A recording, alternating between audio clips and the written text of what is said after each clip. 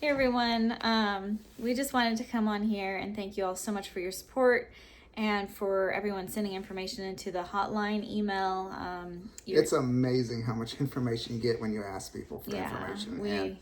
we're really Yeah. grateful. We found out way more information about these attackers than we ever thought possible. And we just want to thank everyone for sending in the information that you have. Wanted to talk a little bit. Well, obviously, Jason had a broken nose, he's had surgery, just been in a roller coaster of things. It's been a long road to recovery. I'm still not recovered yet, still experiencing pain, of course. And this bandage is like stuck on my face and I can't touch it. And it's been rough. Yeah, but just wanted to talk a little bit about what was happening prior to the attack, because I think it's important for y'all to know that obviously these folks that did the attacking were in a public space. First Amendment right is that we can be in a public space and our safety should be guaranteed. And despite what everybody online says, you have zero expectation of privacy in a public space, and your children have zero expectation of privacy in a public space, and it doesn't matter if somebody's videoing your kids or not. If you're in a public space, they have the right to do that. There were other cameras videoing as well. And I just think it was being live streamed. I think it's just crazy that, Jason got attacked and a broken nose while they were filming these same kids. And prior to the kids coming in, I was filming horses in slow motion. Now, Clancy was a huge component of trying to raise awareness about the Big Lick. And whenever he would record horses in slow motion doing the Big Lick, you can see how rough it is on the horses, their legs, their tendons. You can see how big and heavy the shoes are and how they are flicking, and you see the chains moving. And they don't want their horses videoed in that aspect. Horses in slow motion are generally beautiful. And when you take a horse wearing stacks and chains in slow motion, it's horrifying. And they didn't like that. I was there videoing in slow motion. They could see I was doing that. A person confronted Jason, and we've been doing this for 10 years. It's very common to have people come up and talk to us, curse at us. Yeah, do all kinds of things, but not attack us. And the situation just, this guy's up there, he's talking, trying to get Jason from not videoing the horses and talking to him. And, we're like, hey, soaring horses still happens. And I even went over and I showed him the picture. I'm like, we have this horse right now. It's soared, and showed him the pictures. And I think that kind of just infuriated them. And so it was shortly thereafter that the guy came up and's like, hey, my daughter's in this class. Well, his daughter is a 17-year-old that's a stepdaughter that was in the class. And it wasn't like a little kid. And we weren't focusing on kids filming. We were focused on the horses. And everything just was a barrage of chaos. But we filmed it from multiple different angles.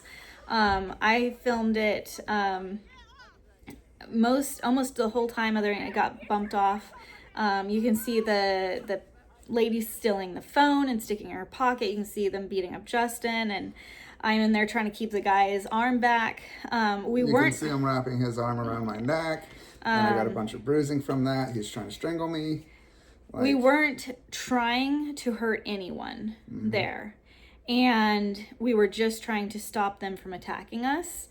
And I think that, there's a lot of things we could have done to hurt them. But when you're in a crowd of people that they are all saying that you deserve it and they started it and stuff, if you start defending yourself, there's going to be way more people attacking you.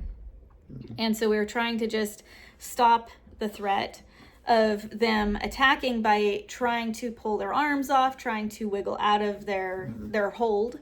Well, and another thing to think of is I'm not a little guy. I'm not as big as he was, obviously, but I'm not a little guy.